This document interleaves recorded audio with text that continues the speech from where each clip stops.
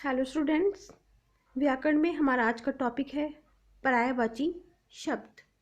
पर्यायवाची शब्द होते क्या हैं, आइए हम इन्हें पढ़ते हैं। ये देखिए एक चित्र है, इसमें देखिए दो लड़कियां खड़ी हुई हैं, है ना। एक ने येलो फ्रॉक पहना हुआ है, एक ने रेड फ्रॉक पहना हुआ है, ठीक है। और यहाँ पर देखिए बहुत तेज बारिश हो रही है, लेकिन दोनों देखिए दोनों का कन्वर्सेशन सुनिए। पहली बच्ची कह रही है जिसने रेड फ्रॉक पहना हुआ है, बहुत तेज वर्षा हो रही है। और येलो फ्रॉक वाली लड़की बोल रही है, हाँ बारिश बहुत तेज हो रही है। तो क्या वर्षा और बारिश अलग अलग होते हैं? नहीं, ये एक ही तो चीज के नाम होते हैं, वर्षा और बारिश। तो लेकिन इसके नाम अलग अलग हैं, लेकिन एक ही अर्थ बताते हैं, एक ही अर्थ दर्शाते हैं। वर्षा और बारिश एक दूसरे के ही नाम हैं।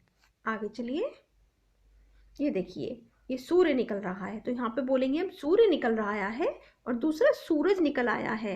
लेकिन सूर्य और सूरज एक ही चीज के नाम है, एक ही वस्तु, एक ही सूर्य का नाम ही सूरज है या सूरज का नाम ही सूर्य है। ऐसे ही ये देखिए बगीचा, बगीचे में क्या खिले हैं, फूल खिले हैं। और दूसरा भी हम ये बोल सकते हैं, बगीचे में पुष्प खिले हैं। लेकिन फूल और पुष्प एक ही चीज के नाम है। अनिल मेरा दोस्त है, अनिल मेरा मित्र है। तो क्या दोस्त और मित्र अलग अलग होते हैं? एक ही तो बात होती है। हम उसको दोस्त को मित्र भी कह सकते हैं, मित्र को दोस्त भी कह सकते हैं, ठीक है। ऐसे ही देखिए ये स्कूल है, इसको हम देखिए आज पाठशाला की छुट्टी है, दूसरा है आज विद्यालय की छुट्टी है। लेकिन पाठशाला और विद्यालय एक ही तो नाम है, ठीक है, एक ही तो बात हुई। आगे चलते हैं। सूर्य को हम सूरज भी कहते हैं, ऐसे ही फूल को पुष्प, दोस्त और मित्र, पाठशाला और विद्यालय, ये हुए, इन्हें कहते हैं पर्यायवाची शब्द। यानी कि उनके वो शब्द अलग अलग हैं, लेकिन एक ही अर्थ प्रकट कर रहे हैं। तो एक जैसा अर्थ प्रकट करने वाले शब्द पर्यायवाची शब्द कहलाते हैं।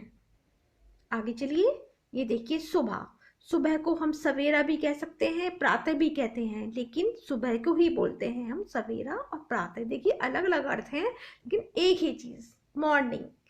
ऐसे वर्षा भी हो रही है, बारिश भी हो रही है, बरसात हो रही है, कुछ भी बोल सकते हैं, लेकिन अर्थ अलग, ये अलग अलग शब्द हैं, लेकिन अर्थ एक ही प्रकट कर रहे हैं। ये देखिए ये एक औरत है, इसको हम स्त्री भी बोल सकते हैं, इसको हम महिला भी बोल सकते हैं। तो स्त्री, महिला, औरत, ठीक है, ये अलग अलग नाम है, लेकिन अर्थ एक ही प्रकट कर रहे हैं। सागर, समुद्र, सिंधु अलग अलग नाम है, सागर भी बोल सकते हैं, समुद्र भी और सिंधु भी, लेकिन अर्थ एक ही प्रकट कर रहे हैं। हाथी, हस्ती और गज, तीनों शब्द अलग हैं, लेकिन एक ही जानवर को बता रहे हैं कि ये हाथी है, ये हस्ती है, ये गज है, ठीक है। ऐसे ही ये चंद्रमा है, इसको हम चांद भी बोल सकते हैं, शशि भी बोल सकते हैं, नाम अलग अलग हैं, लेकिन अर्थ एक ही।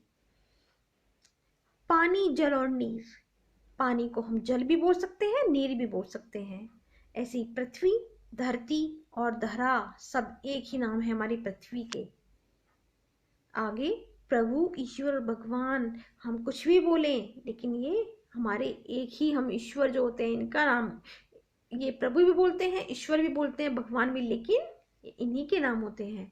ऐसे ही आंख को हम नेत्र भी बोल सकते हैं, नयन भी बोल सकते हैं। पानी, जल और नीर, ये अभी मैंने आपको समझाया था, ठीक है। आगे चलते हैं। हवा, पवन और वायु, ये देखिए लड़की के बाल उड़ रहे हैं, किसमें, हवा में उड़ रहे हैं या पवन में उड़ रहे हैं या वायु में उड़ रहे हैं, एक ही बात है। पहाड़, पर्वत और शैल, पहाड़ को हम पर्वत भी कहते हैं और शैल भी कहते हैं। बादल, मेघ और घन, ये एक ही चीज के नाम है, ये बादल हो रहे हैं, आसमान में मेघ हो रहे हैं, आसमान में घन हो रहे हैं, बात एक ही है। ऐसे ही ये बगीचा है, ये वाटिका है या ये उपवन है, तो बगीचा, वाटिका, उपवन एक ही चीज के नाम है।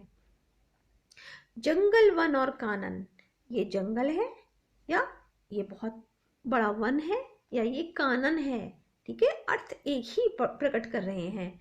माता, माँ और मैया, ये माँ है, इनको माँ भी कहते हैं, अपनी माँ को माता भी कहते हैं, मैया भी कहते हैं। संसार, जग और जगत, इस संसार को हम जग भी कहते हैं, जगत भी कहते हैं ना। जगदम्बा, संसार की माँ, ठीक है। संसार, जग और जगत एक ही चीज के नाम है। ऐसे ये फ्लावर है, इसको हम कमल कहते हैं, इसको हम पंकज भी कह सकते हैं, इसको हम जलज भी कह सकते हैं। जलज क्यों कहते हैं? क्योंकि ये जल के अंदर पैदा होता है, इसलिए हम इसको जलज भी कहते हैं। आई होप आपको ये पर्यायवाची शब्द समझ में आए होंगे, ठीक है। इनके शब्द अलग अलग होते हैं लेकिन अर्थ एक ही होता है। एक ही चीज के अलग अलग अर्थ होते हैं, उन्हें हम पर्यायवाची शब्द कहते हैं। आई होप आपको ये सब समझ में आया होगा। अब बाकी आप एक बार इस प्रेजेंटेशन को देखिएगा, समझिएगा।